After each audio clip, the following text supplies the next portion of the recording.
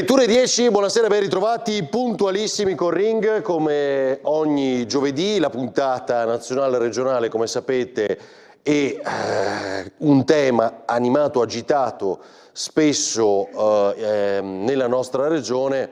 In realtà qualcosa si è visto anche nel vicino Veneto nell'ultimo anno, e in Campania ha una ricaduta, come vedrete in queste ore, proprio qui. Tra poco ne parliamo e vi spieghiamo che cosa succede. Voglio solo anticipare due cose. Innanzitutto abbiamo il sondaggio e ringrazio Emanuele Sergi e Alessandro Fiermonte se mi aiutano in regia.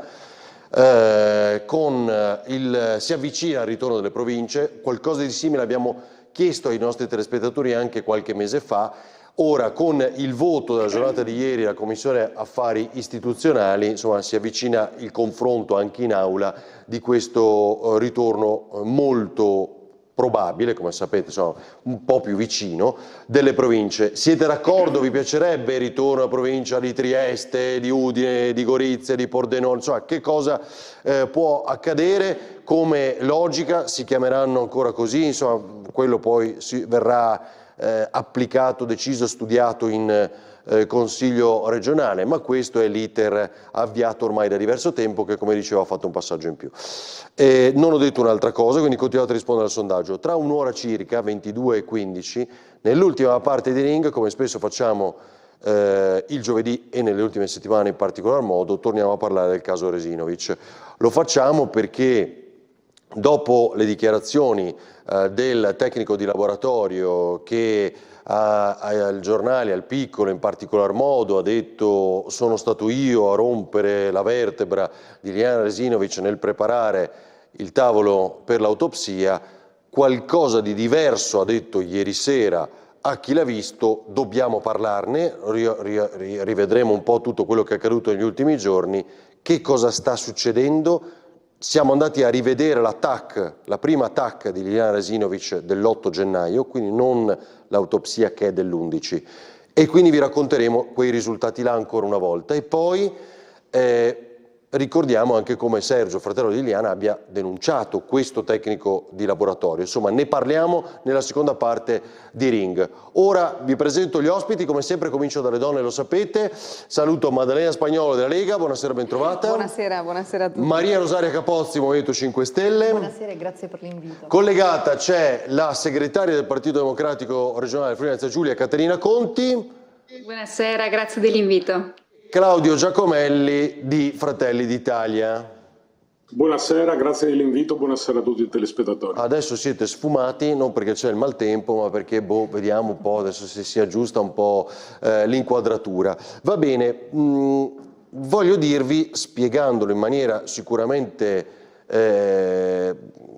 poco chiara, o meglio, poco tecnica, ma spero chiara, che cosa è accaduto nelle ultime ore. Noi sappiamo che al Veneto è arrivata di rimando, diciamo, la decisione della Consulta sulla Campania e il famoso terzo mandato. Bene, si dice alla Campania: caro De Luca, non puoi fare il terzo mandato, e allora vuol dire che neanche Zaia può fare il suo terzo, che in realtà sarebbe il quarto, ma comunque il terzo mandato. Da lì in poi, lo sapete, l'ha fatto in questo studio, l'ha detto ovunque, sempre, il presidente Fedriga ha detto: noi la questione, no, io penso che sia giusto far decidere le persone, i cittadini, tutto quello che un po' si è detto in questi mesi. Sapete del forte sostegno che ha dai sondaggi, comunque dalle preferenze, insomma, il governatore Massimiliano Fedriga, questo non è un segreto. Insomma, sembra ostinato, convinto, diciamo, che il Consiglio regionale debba affrontare il tema del terzo mandato, cioè debba parlarne, e questo ha delle conseguenze, o potrebbe avere delle conseguenze, le abbiamo analizzate tante volte. Cosa fa? Forza, e allora porta questo, la legge elettorale, e quindi anche il terzo mandato in aula, e allora può essere sfiduciato, perché se diventa una questione di governo, cioè come la fiducia del Parlamento per un governo, e se viene bocciato va a casa Massimiliano Fedriga. È una strategia? Che cosa c'è? Perché, oppure perché siamo regione a speciale, si fa il terzo mandato da solo, appunto, questa regione? È un dibattito che si incastra in mille altri in questo momento, compreso il fatto che, e l'ho detto, spero di essere chiaro, ma non tecnico di certo, in questo momento c'è il Trentino Alto Adige che il terzo mandato se l'è fatto, E queste sono le ore fondamentali in cui il governo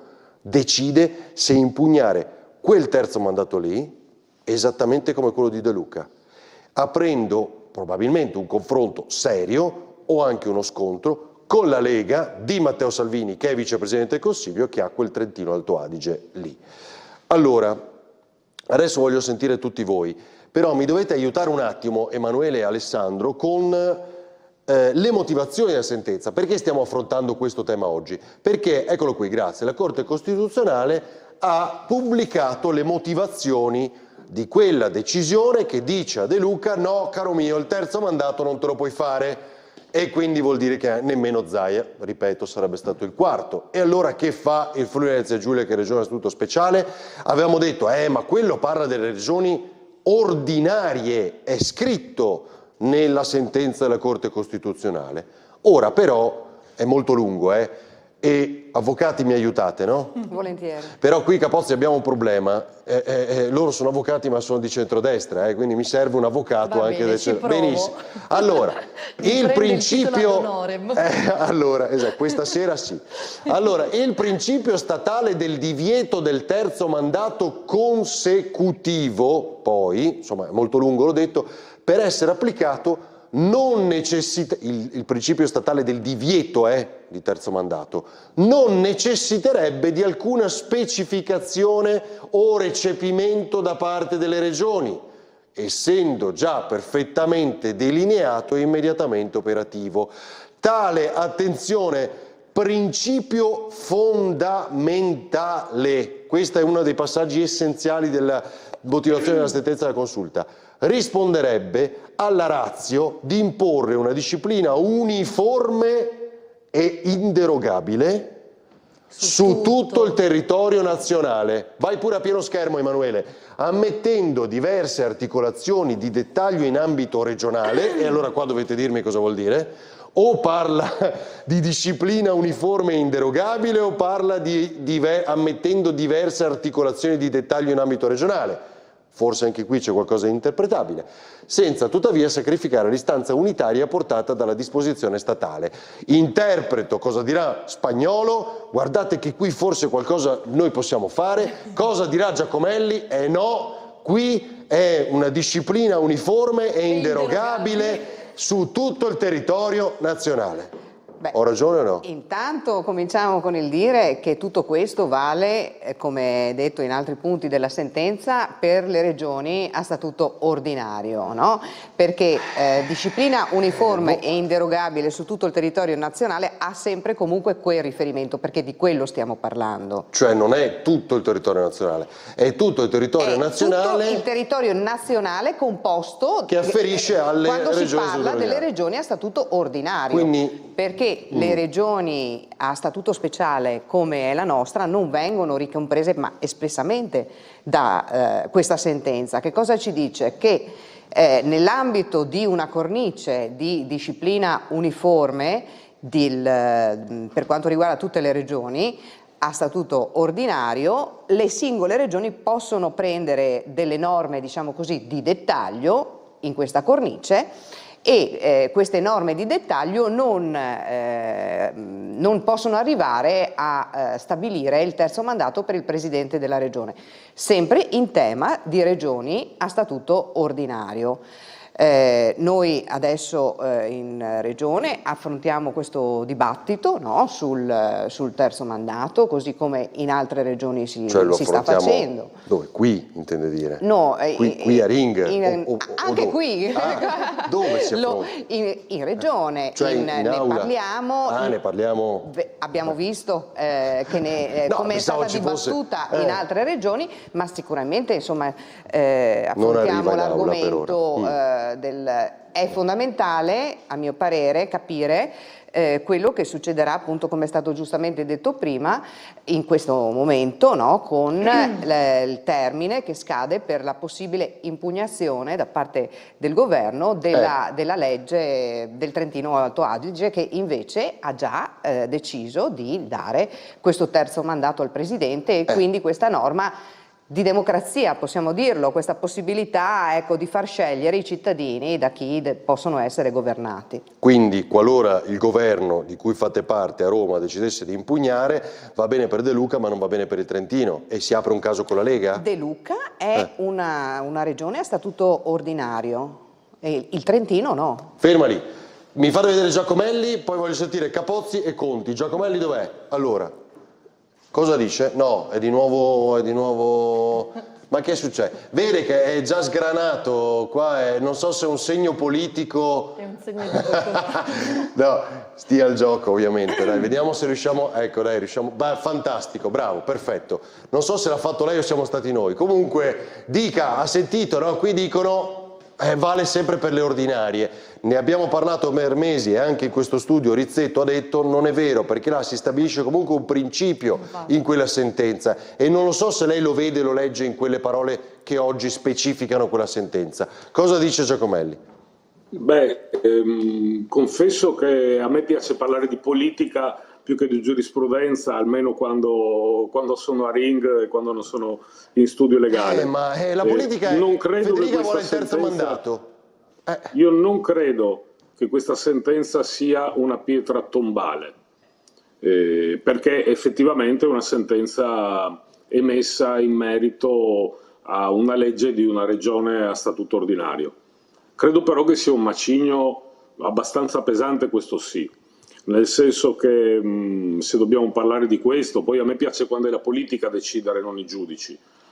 Tuttavia questa sentenza cita anche ha un capitolo, il capitolo 5, che è dedicato solo alla giurisprudenza di riferimento.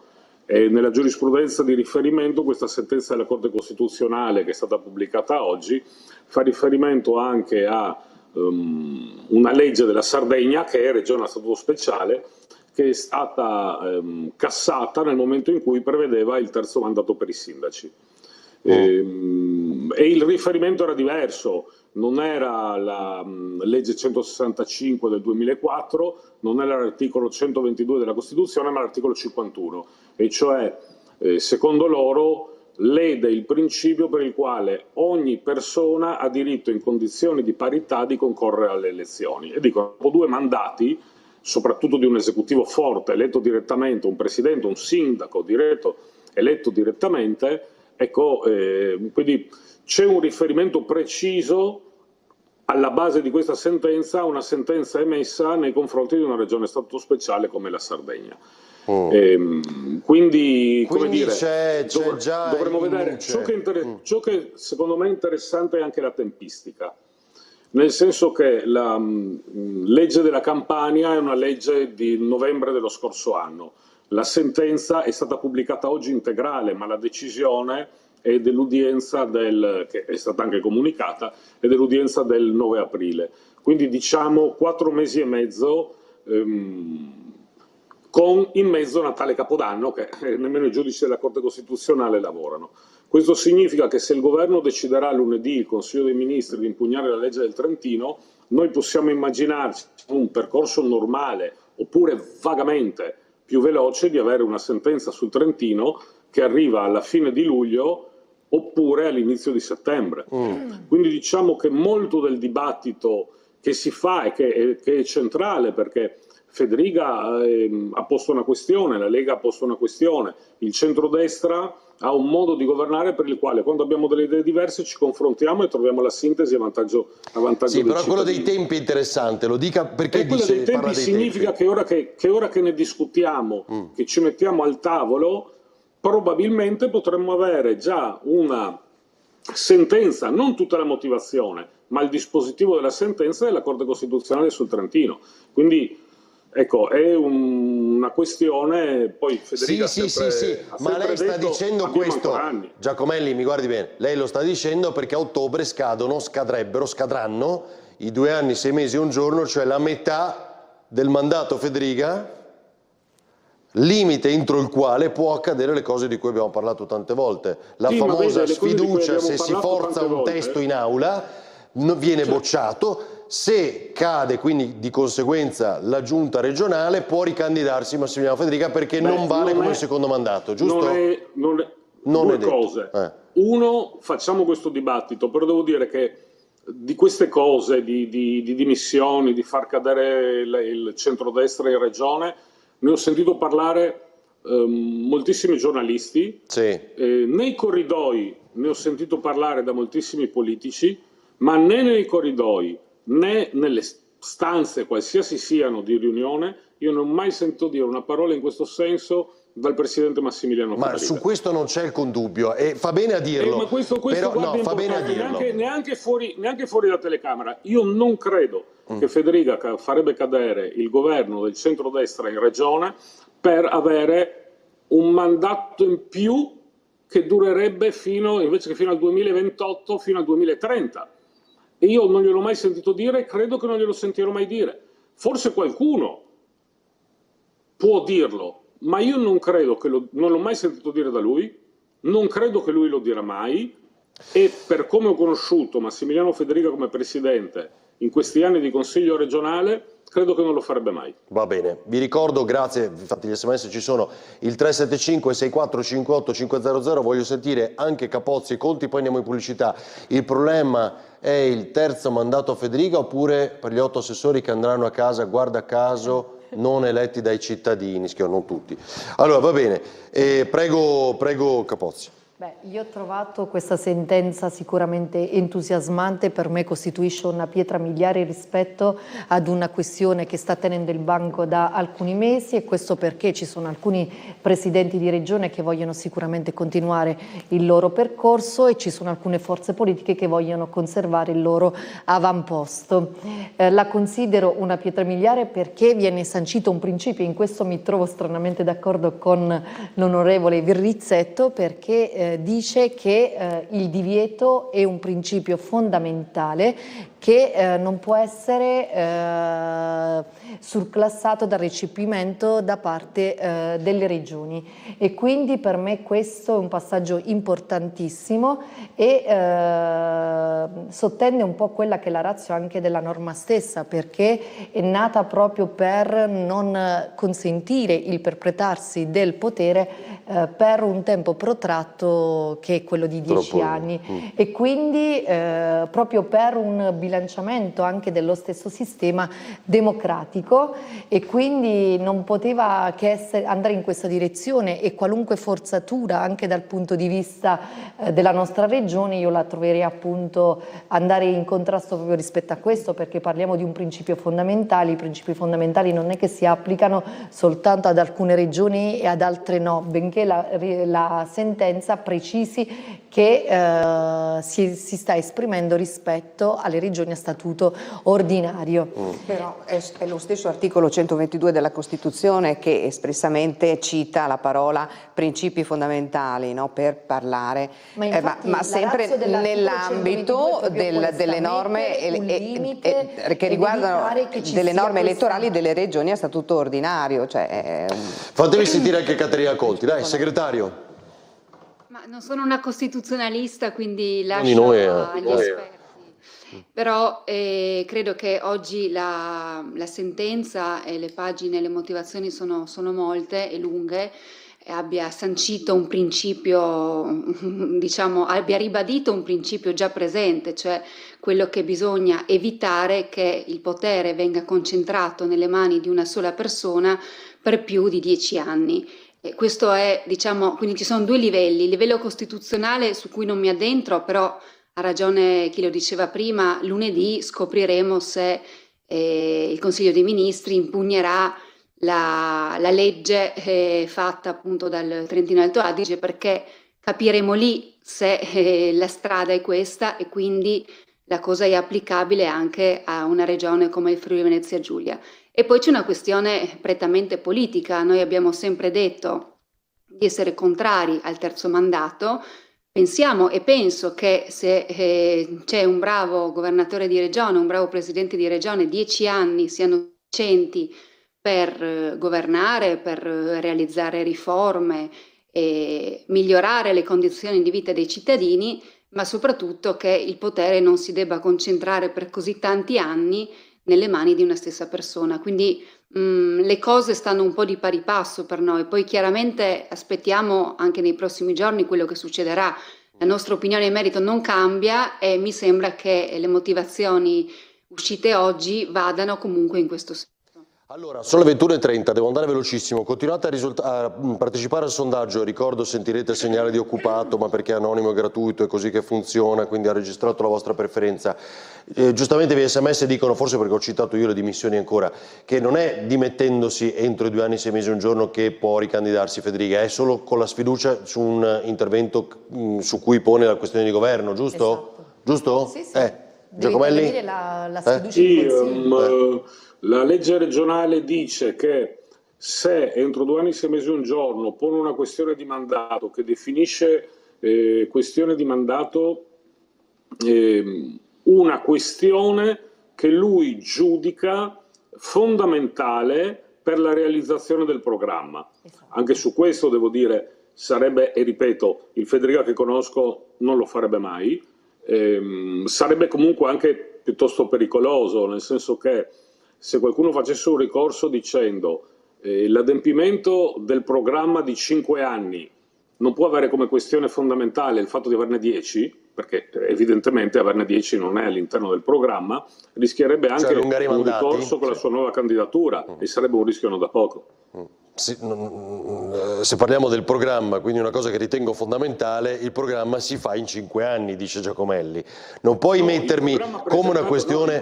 Il programma presentato, che è il documento che si deposita insieme alla candidatura e viene votato in sede di prima udienza, è un programma sui 5 anni di mandato. Esatto, quindi non puoi dirmi, non puoi mettermi una questione di governo, cioè io non credo che questo si porrà. Va bene, una cosa in cui mi state dicendo è essenziale che allunghiamo a 15, va bene? 15 anni. Allora, voglio vedere dopo, a parte le province, anche cosa può succedere lunedì, quali sono gli effetti poi tra gli alleati. Nuove province ben vengano, dategli nuovi compiti, chi dice no a casa, scrive. Vabbè. Pubblicità tra poco.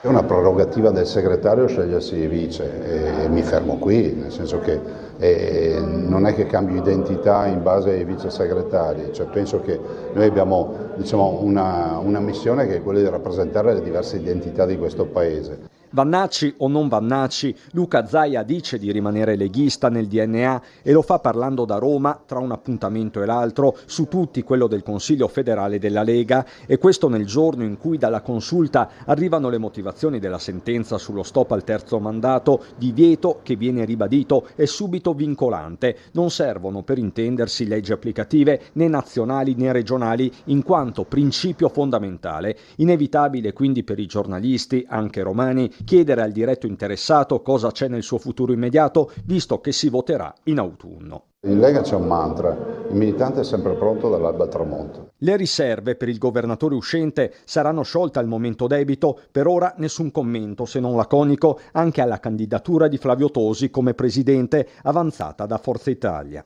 Io non leggo assolutamente provocazione, nel senso che non mi occupo di questo, saranno le segreterie a confrontarsi su questo, poi io dirò la mia opinione alla fine, come penso sia logico. Zaia che però rilancia sul fine vita ed entra a gamba tesa sugli imminenti referendum. E ricordiamo ai cittadini che perché il referendum passi bisogna che ci siano il 50% più degli elettori che ci vada. E allora il referendum è valido. Quindi io non parteciperò alla formazione del quorum. Come hanno fatto loro per altre cose, ad esempio per il mio referendum per l'autonomia. Ma le partite sono molteplici, ancora aperta quella sulla possibilità di terzo mandato per gli assessori regionali, che passa invece per i capoluoghi di regione. Il presidente Zaia e il segretario Stefani hanno detto che si deve togliere il limite dei 2 mandati agli assessori. Io sono abituato a prendere in parola quanto mi viene detto, sono uomini di parola e quindi per quanto mi riguarda verrà sicuramente tolto. Quanto al generale delle polemiche, Bulldog marcato, più che telegrafico, è lapidario. Io su Vannacci non spreco neanche un secondo della mia vita. Sapete come, vi ho fatto vedere cosa è successo in Lega in Veneto, diciamo, nella giornata di queste motivazioni. E considerato un dato che è chiaro a tutti, un minuto dopo, in cui si capisce che davvero il Veneto tiene il possibile candidato a voto in autunno alla Lega, per forza Lombardia e Friuli-Venezia Giulia è altamente probabile saranno dei candidati di Fratelli d'Italia in futuro. Mi dica una cosa, ma velocissima: lei si aspetta che il governo impugni per il Trentino Alto Adige, e cosa implicherebbe politicamente all'interno del governo le tensioni con la Lega? Giacomelli. Dovendo scommettere una pizza e una birra con il dottor Avarino, secondo me si impugnerà. Ah, e quindi io devo scommettere che no. Sono costretto, vabbè, ma Spagnolo? Io scommetto di no, sempre per la pizza e la birra. No, e le conseguenze quali possono essere? Questo però. Allora, le conseguenze naturalmente dipendono dalle diverse scelte. Ecco, per quanto riguarda conseguenze dirette nei governi della nostra regione, io non penso che continui comunque il dibattito che si è aperto, il confronto, e da questo arriveranno le risposte, non da altro. Penso che però sia bene chiarire che stiamo parlando di leggi, di equilibri fra poteri, di norme elettorali, e appunto sono norme, vanno valutate e va pensata il migliore assetto. Voglio dire, non c'è niente di scritto nella pietra, bisogna ragionare e pensare se effettivamente dar voce alla scelta, alla possibilità di scelta che devono avere i cittadini. Però quello che io voglio capire, intanto qui scrivono figuriamoci, già votiamo in poco, figuriamoci le province, eccolo qua, grazie, retaggio dell'800, arriviamo subito al tema province, così dopo daremo anche il risultato del sondaggio. Giacomelli, la mia non è una provocazione, è un'analisi, cioè non voglio non voglio che stasera facciamo una puntata a costituzionalisti, come diceva lei o Caterina Conti, nessuno di noi lo è, figuriamoci se ci seguono da casa, ma il tema è che se da qui a lunedì si decide che il governo in toto impugna quanto deciso dal Trentino Alto Adige, che il terzo mandato se l'è fatto, il Friuli-Venezia Giulia capisce una cosa, diciamo, no? Di conseguenza. Intanto poi dovremo vedere non impugna perché scade il 18 sull'eventuale impugnazione. Beh, vabbè, sì, chiaro, cioè che le non dice, è scontato. Certo, anche questo è vero. Allora Spagnolo dice, può essere che impugni, se impugna magari arriva una sentenza che non è neanche detto che dica che non si può fare in una regione a statuto speciale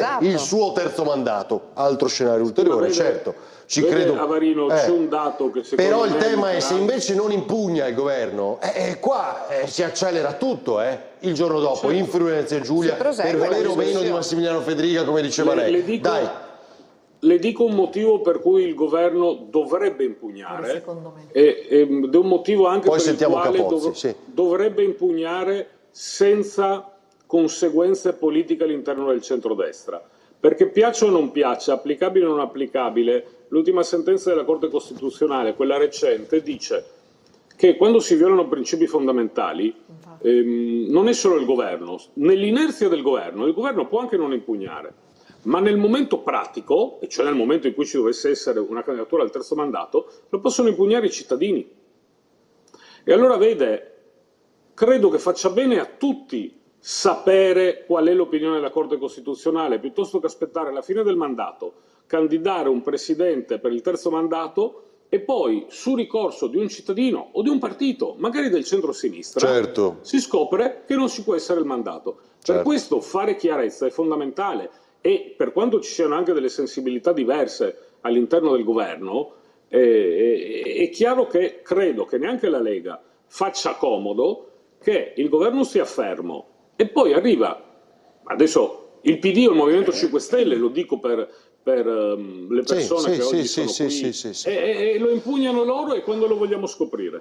Bisogna vedere la reazione di Salvini. Perché dico che è un momento di chiarezza che deve essere fatto, perché se lo si scopre nel momento di presentazione delle candidature, Sarebbe un po' un problema, specie se la candidatura già ci fosse e fosse annullata l'elezione, e ci ritroveremo un'elezione in cui c'è il centrosinistra contro il centrosinistra, e credo che non sarebbe interesse di nessuno. Perché viene a cadere, diciamo, l'ipotesi centrodestra che si troverebbe un terzo mandato che non può fare. Va bene, Capozzi e poi Conti, dai. Mi trovo d'accordo con Giacomelli, e secondo me impugneranno invece la sentenza del Trentino, e secondo me la razionalità vuole che venga fatto questo. Perché la sentenza di oggi, quella lì contro De Luca, è una sentenza che stabilisce un principio fondamentale, e secondo me non si può tradire a questo, non si può piegare un principio fondamentale a dei giochi politici, e sappiamo che ci saranno, e all'interno della maggioranza sicuramente poi l'equilibrio rispetto a questo verrà trovato, e sicuramente qualche altro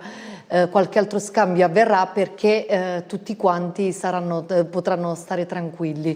All'interno della stessa maggioranza non mi pare che ci sia un clima sereno rispetto alle valutazioni del terzo mandato, non mi pare che fossero tutti d'accordo, anche perché qualcun altro voleva vantare altrettante posizioni, e quindi secondo me la situazione si ferma qui, e personalmente ne sono contenta, anche perché il messaggio che passerebbe ai cittadini è un messaggio brutto, e non si può piegare, ripeto, quello che è un principio fondamentale posto proprio a tutela del nostro sistema democratico quindi ai giochi politici che in questo momento sono in atto. Conti.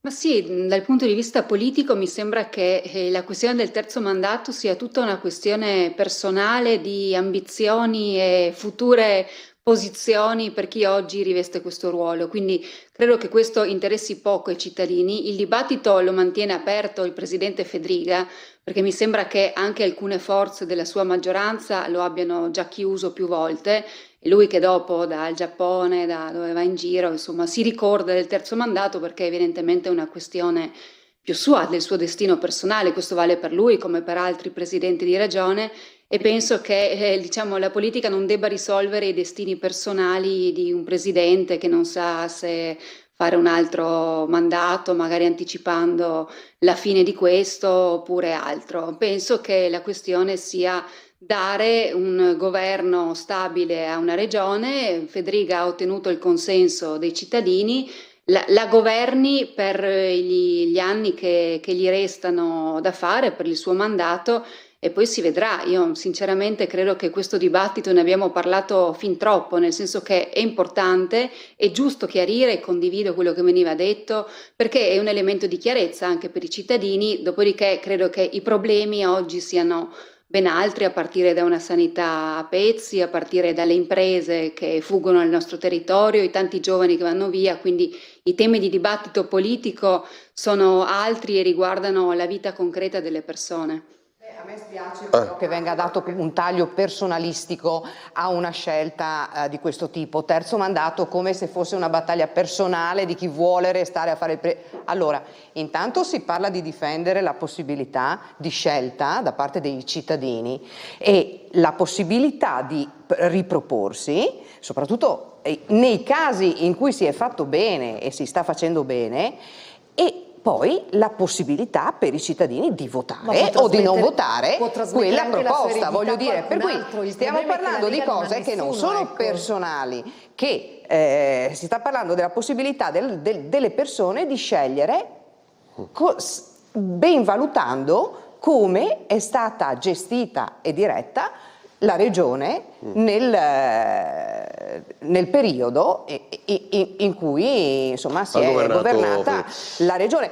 È stato riconfermato dopo un primo mandato con quelle percentuali che abbiamo visto. Insomma, io credo, ecco, che anche il valore sia della scelta dei cittadini sia della possibilità di gestire bene dei territori, insomma, debba essere anche salvaguardato. Va bene, Capozzi faceva riferimento al terzo mandato dei 5 Stelle, ma no, è che si possono candidare, non è che sono al terzo mandato da eletti, diciamo, da eletti sì, ma Questo non da poteva essere un amministratori. nostro principio fondamentale, per esempio, però vabbè, lì vede che non c'è niente di scritto nella pietra. No, ma è una regola interna che nulla ha a che vedere con quello che è una posizione invece verticistica. Le regole dove viene variano a seconda concentrato il potere esecutivo. Va bene, poi momento. dicevano Ciriani, no, allora meglio Federica, qualcuno diceva invece i parlamentari possono fare tutti i mandati che vogliono, questi sono già elementi utilizzati in questi mesi. Ma parliamo di organi collegiali però. Da Zaia purtroppo non hanno sortito l'effetto. Cosa Conti?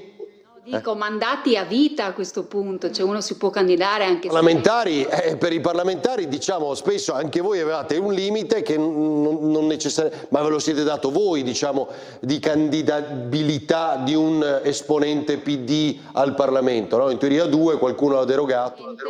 È un limite coerente col fatto che diciamo dedicarsi alla politica è un'attività a tempo determinato e non indeterminato, e quindi si può dare questo servizio alla comunità per determinati anni e poi serenamente tornare al proprio lavoro. Io penso che questo sia peraltro anche un principio, proprio perché la Costituzione che lo sancisce, e oggi abbiamo avuto appunto le motivazioni. Sono curiosa di vedere appunto come vanno avanti le cose.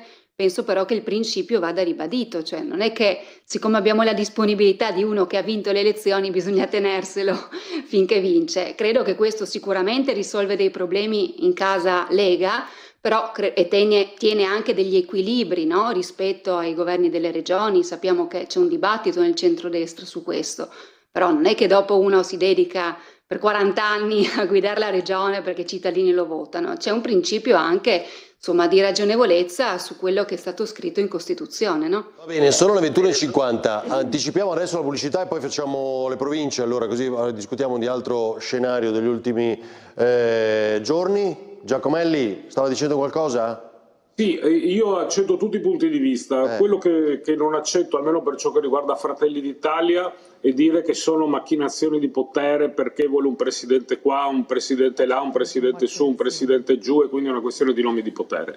Io voglio solo far notare che mi sia dato atto che oggi Giorgia Meloni non è solo la più grande leader politica italiana, ma anche la più apprezzata. Bene, quando abbiamo presentato la riforma del premierato per dare finalmente la possibilità ai cittadini di scegliere direttamente il Presidente del Consiglio dei Ministri, e ripeto, e credo che nessuno oggi possa dire che Giorgia Meloni non è il politico più apprezzato d'Italia, Giorgia Meloni ha messo il limite di 2 mandati, per quello che sarebbe per se stessa. Quindi non è una questione di nomi, per quello ci va bene, per quell'altro non ci va bene. Giorgia Meloni per se stessa, perché oggi sarebbe sicuramente lei il candidato premier del centrodestra, ha messo il limite dei 2 mandati, l'ha messo per se stessa. Quindi ecco, se c'è una cosa che Fratelli d'Italia non fa, sono i giochini dei nomi e degli scacchi. Mi fate rivedere, qui scrivono Conficone del PD a Pordenone. Ah vabbè, terzo mandato, Federica, colpo finale alla sanità pubblica, influenza giù. Quello di prima, riuscite a ripescarlo, Alessandro? Scusatemi, so che... Era su Conficoni. No, poi c'era anche quello. La politica è di fatto un mestiere, non può essere limitata temporalmente, dite di no. Allora, Conti, ascoltandola, un po' a me questa cosa è venuta in mente, cioè io non vedo uno scandalo nel politico professionista serio, cioè no, nel senso... si acquisisce una competenza anche nel tempo, si chiamava cursus honorum una volta, cioè uno comincia magari fa il consigliere comunale, poi arriva in consiglio regionale, e perché no, se magari ha questa ambizione e quella competenza. Giacomelli, perché ho ragione o no? Io ho iniziato alle superiori. Vabbè, lei è un politico professionista, cioè capisce che io è un quasi, non dico che cerco di salvare l'immagine anche della politica, capisce Conti? Perché io credo nelle persone che si mettono a disposizione, non necessariamente lo devono fare solo per un periodo, anche perché acquisiscono una competenza e quella competenza la possono mettere a disposizione, no, dei cittadini. Lei lo sa bene. Ma la politica credo che sia una grande passione. Poi come si declina questa passione va valutato di volta in volta, e bisogna tenere conto anche del fatto che soprattutto quando si tratta di ruoli apicali come questi, come il Presidente di Regione, il Presidente di Consiglio e altri ruoli così importanti che danno. Puoi essere la vita, ha ragione, certo, però immaginavo se fai il parlamentare o fai il consigliere regionale, sì certo, non è detto che tu abbia la forza, i voti di farlo tutta la vita, non sarebbe giusto appunto anche perché per un ricambio forze fresche, però non chiudi necessariamente la tua esperienza politica, perché se hai quella passione che lei dice che ha, la metti a disposizione comunque del partito, insomma, delle associazioni, del territorio, dei cittadini. Va bene, dai, al di là di queste mie lucubrazioni, ci fermiamo pochi istanti e arriviamo alle province, perché voglio sentirvi su questo tema. Dai, a tra poco.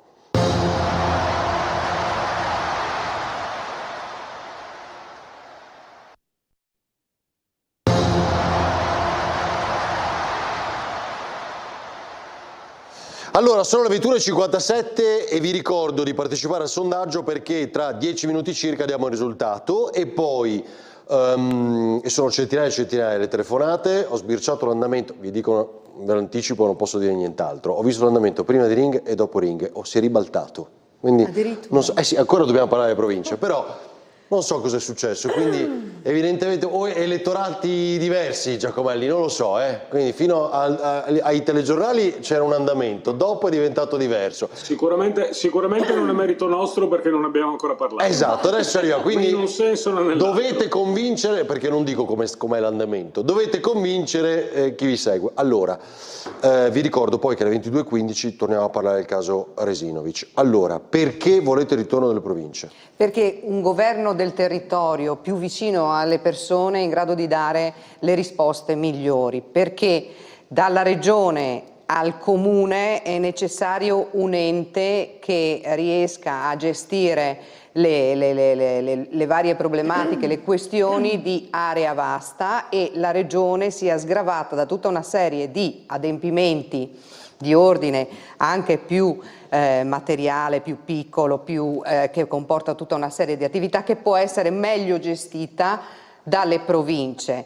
Certo, ad un livello superiore a quelli dei comuni, perché ciascuna area, come noi abbiamo avuto le province, le nostre 4 province, ha le sue particolarità, le sue caratteristiche, e questo livello intermedio risulta fondamentale per governare bene e anche per far capire ai cittadini chi governa bene o no. Per questo è anche importante che le province siano elettive, con la possibilità da parte dei cittadini di capire esattamente quello che viene fatto, se viene fatto bene, e anche insomma di avere un governo più vicino alla gente, senza appunto tutte le attività che costringono la regione a fare, e che insomma c'è bisogno di questo ente intermedio. Adesso ci sono gli EDR, che sono degli enti decentramento, esatto, regionali, sì, e a dimostrazione della necessità di un ente fra regione e comune,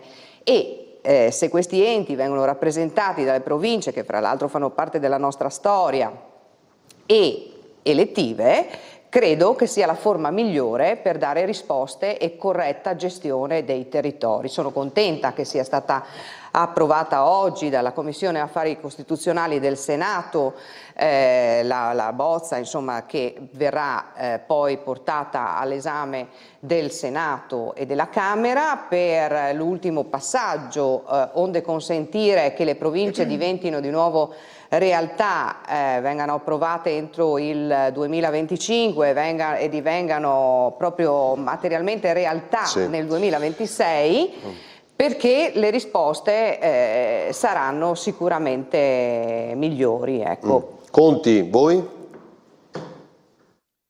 Le province sono state abolite, ricordo, dal Consiglio regionale all'unanimità. Quindi il fatto che la destra riprenda questo tema e voglia restaurare delle province che non svolgevano la loro funzione, ma oggi avrebbero il problema di capire, uno, con quale personale, visto che il personale delle province è stato assorbito in gran parte dalla regione, oppure insomma sono andati in quiescenza, eccetera. Due, per fare cosa, con quali responsabilità. Su questo ancora non è chiaro.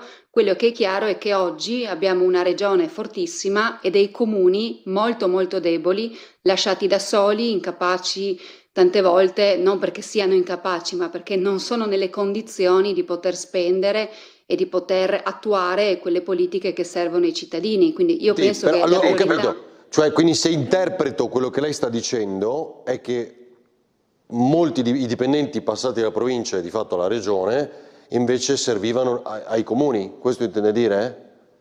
No, intendo dire che il personale delle province non c'è più. Dove va reperito questo personale? Formato e poi per fare cosa? Quali sarebbero gli ambiti, i temi di cui dovrebbero occuparsi le province?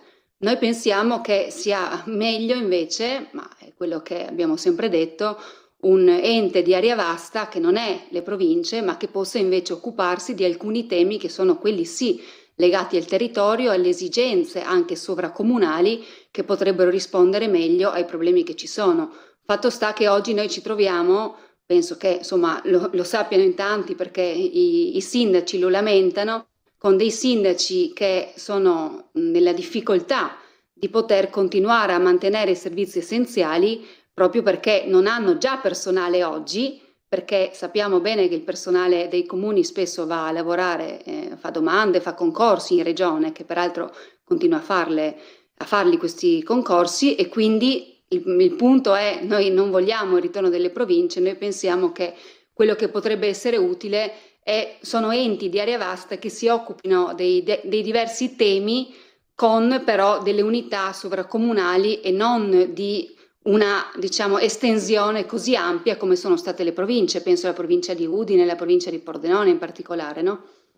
Cioè sarebbero di nuovo troppo vaste, questo dice lei?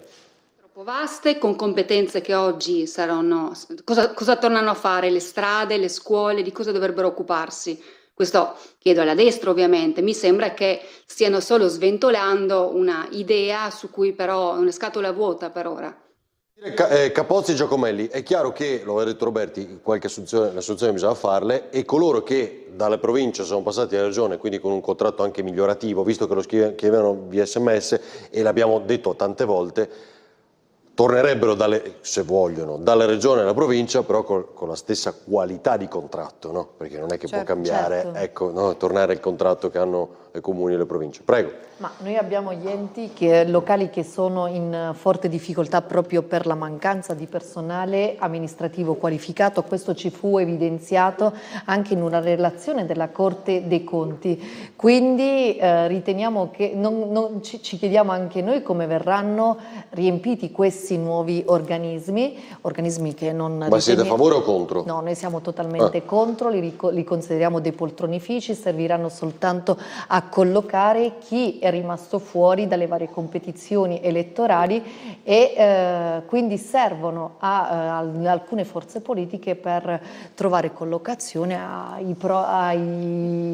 a delle persone, non appunto, credo che il centrodestra abbia questa visione della politica, cioè l'avete voi evidentemente. Perché... Noi ce l'abbiamo, e poi peraltro si crea un contenitore senza averne definito le funzioni, perché non è stato stabilito appunto che funzioni andranno a svolgere, e questo proprio nell'ottica di quello che interessa al centrodestra, ovvero soltanto un luogo dove appunto collocare tutti quelli che sono rimasti fuori, ma ancora di più non è stato stabilito come verranno finanziati questi enti intermedi, e il rischio che abbiamo paventato è che finiranno per gravare sul bilancio della nostra regione.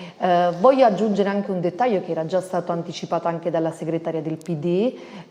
10 anni fa tutto il Consiglio regionale aveva votato all'unanimità proprio per fare un passo indietro rispetto alle province, e quella volta la motivazione che fu data era che in una regione con 1.200.000 abitanti erano piuttosto inutili, e quindi non serviva un ulteriore ente rispetto a quelli già esistenti, ovvero alla regione e ai comuni. Quindi non capiamo neanche questo cambio di passo adesso di quella stessa maggioranza che quella volta diceva perché una cosa, servivano oggi alla luce dell'attuale un'altra situazione.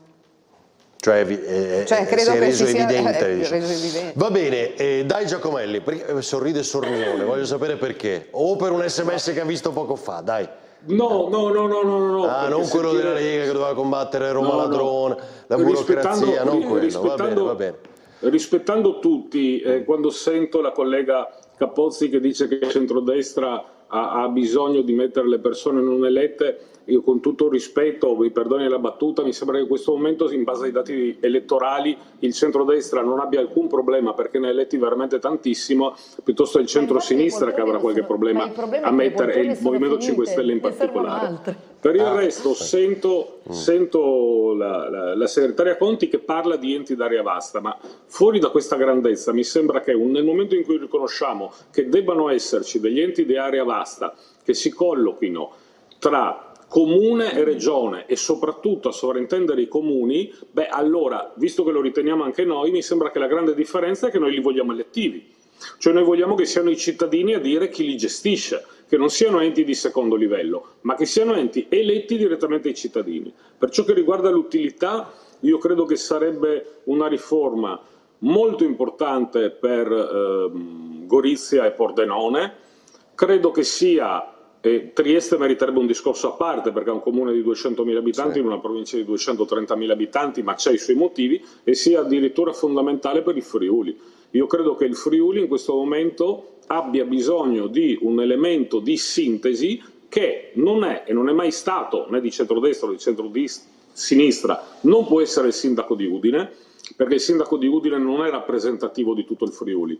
Credo che invece ci sia un momento fondamentale di una figura che possa coordinare tutto il territorio del Friuli, che è vasto e variegato.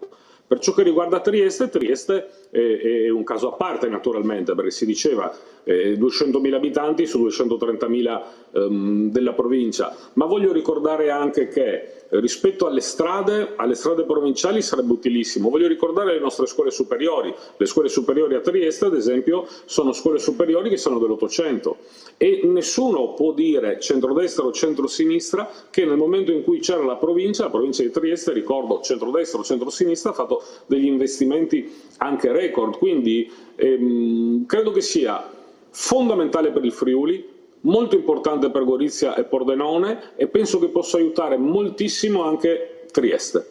Io ho sentito spesso, ad esempio, anche qui, la segretaria Conti saprà che il PD più volte a Trieste ha detto facciamo la città metropolitana. Certo. Ora, le funzioni della città metropolitana quali sono per legge? Le funzioni della città metropolitana, la città metropolitana ha le stesse competenze della provincia.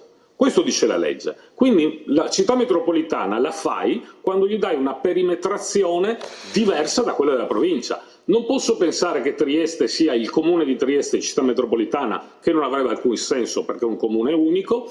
Non penso che si possa allargare ai comuni del Goriziano. Quindi nel momento in cui il PD ha sostenuto che ci voleva la città metropolitana della provincia di Trieste, ha di fatto sostenuto che bisogna tornare alla provincia di Trieste, solo che se ne sono dimenticati. Però volevano includere Gorizia senza dirlo.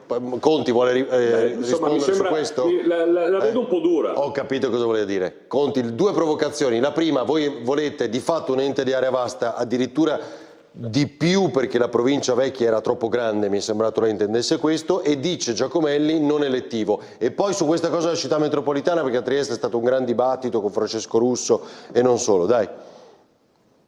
Ma la posizione del PD sulla città metropolitana è molto chiara, non abbiamo mai sostenuto quest'idea a Trieste.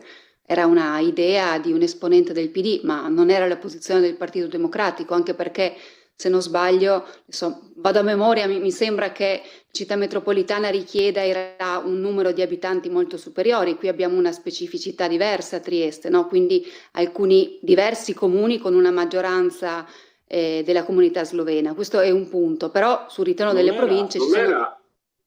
Sì, no, ci sono scusi, dei ma punti che oggi l'esponente del vengono... PD non era un consigliere circoscrizionale, era il vostro candidato sindaco. Sì, ma non c'entra, noi stiamo adesso parlando del ritorno delle province. Mi scusi, è che ho un ritorno dallo studio e da lei, quindi non riesco a sentire bene. Quello che voglio aggiungere... Non c'è più quella storia lì, dai, prego Conti, chiarissimo. Inoltre, che al momento attuale Il dibattito che si sta sviluppando riguarda piuttosto i confini delle province, ma io ribadisco cosa dovrebbero fare queste province, cosa dovrebbero fare nuovi consiglieri, giunte, insomma, perché allora il centrodestra che aveva votato a favore dell'abolizione oggi torna di nuovo indietro? Io penso che lo faccia semplicemente perché sta agitando uno spauracchio, perché non ha idee sulla riorganizzazione dell'assetto territoriale del nostro territorio regionale, perché giustamente in una regione così piccola che però così diversa andrebbe incentivato invece altre funzioni tra i comuni che devono mettere sempre più in sintonia i servizi, perché oggi abbiamo uno spopolamento dei comuni e tanti comuni piccoli, questa è la specificità del Friuli Venezia Giulia, e le province non rispondevano a queste necessità, per cui noi siamo contrari a questa proposta, l'abbiamo sempre detto, lo ribadisco, non abbiamo nessuna posizione nel tempo e penso che la destra non abbia in realtà un'idea di come riorganizzare questa regione perché i comuni possano garantire... In un minuto a Caterina Conti, perché poi devo darvi il risultato del sondaggio, dai. Replica? Che non avete un'idea, vi dice. Inutili che siamo l'unica regione che praticamente non le ha. Noi le vogliamo elettive e vogliamo dare risposte di gestione corretta ai nostri cittadini. La forma migliore è quella dell'ente che sta tra la regione e il comune, perché giustamente i comuni hanno bisogno di avere anche delle attività coordinate, non tutto si può svolgere all'interno del singolo comune per le esigenze che coinvolgono delle aree, che coinvolgono più comuni. È necessario un ente che riesca a governare, pianificare e dare le risposte migliori. Questo ente deve essere la provincia elettiva. Ora sappiamo quelli che erano i compiti che avevano le province prima della loro abolizione. Naturalmente si deve partire da quelle che erano quelle funzioni e aggiornare, vedere quelle che sono le funzioni principali, ma sicuramente funzioni di coordinamento dei comuni, ma per tantissime attività. Si diceva prima anche che tanti comuni non riescono con il personale che hanno ad affrontare le diverse attività che devono fare, per esempio dei centri per fare i bandi, delle attività insomma anche di supporto. Cioè avrebbero sostenuto anche i comuni minori, per esempio per il PNRR, no? Immagino. Ma certo. Mi fate vedere il risultato del sondaggio che devo chiudere, necessarie. Poi parliamo di Liliana Resinovic con altri ospiti ovviamente. Il risultato del sondaggio: tornano le province, sì o no? Cosa dite? Siete d'accordo? No, quasi il 60%, 59,9%, c'è un percorso da fare qua, Giacomelli. Beh, credo che sia questa televisione si allarga sempre di più, ma che ci sia anche una forte base triestina ancora. Questo lo sappiamo e come. I triestini notoriamente sentono meno la questione delle province, però secondo me invece è fondamentale avere questo ente e credo che debba sgravare la regione, che dovrebbe essere un ente che fa leggi da una serie di procedimenti amministrativi. Io non ritengo che oggi un ente come la regione debba occuparsi di dare il patentino, le licenze, i patentini e cose simili. Grazie a Claudio Giacomelli, alla segretaria Caterina Conti, grazie a Maria Rosaria Capozzi e Maddalena